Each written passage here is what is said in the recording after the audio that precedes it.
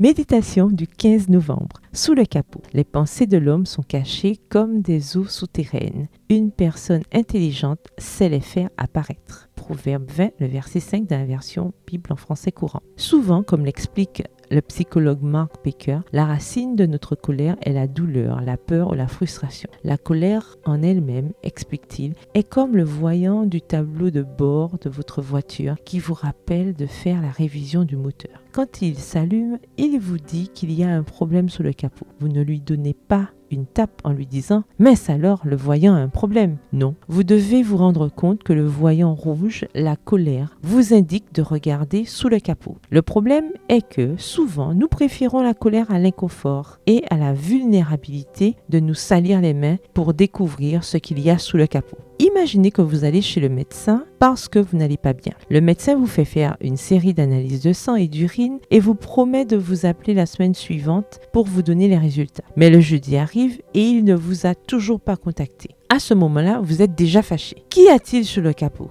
Vous vous sentez peut-être ignoré, effrayée et impuissante. Imaginez que votre meilleure amie soit occupée au point de ne pas répondre à vos messages. Vous passez par un moment difficile et elle n'est pas là pour vous soutenir. Vous vous sentez irrité. Cependant, sous le capot, vous trouverez aussi que vous vous sentez blessé, déçu et abandonné. Vous rentrez à la maison après une fantastique journée de travail. Vous commencez à raconter à votre mari l'incroyable expérience que vous avez vécue, mais sa seule réponse est un mécanique. Vous explosez de colère et vous l'accusez de ne jamais vous prêter attention. Sous le capot, vous verrez que vous vous sentez insignifiante, ignorée et mal aimée. Pour gérer notre colère de manière constructive, nous devons avoir une vision plus profonde, comme cela est illustré dans Understanding Your Anger, Comprendre votre colère, un article publié sur un site web de questions sur la psychologie. Il nous coûte de sentir et d'admettre notre colère parce que, comme l'écrit le psychologue chrétien Dan Allender dans The Cry of the Soul, le cri de l'âme, toute émotion, positive ou négative, ouvre la porte à la nature de la réalité. Nous préférons tous éviter la douleur, mais nous voulons encore plus fuir la réalité. Quand nous reconnaissons nos émotions les plus profondes, nous progressons sur la voie de la maturité et de la sainteté. Prière, Seigneur, donne-moi le courage de démasquer les sentiments qui se cachent derrière ma colère. Accorde-moi la maturité et l'humilité nécessaires pour admettre mes besoins et les communiquer de manière constructive.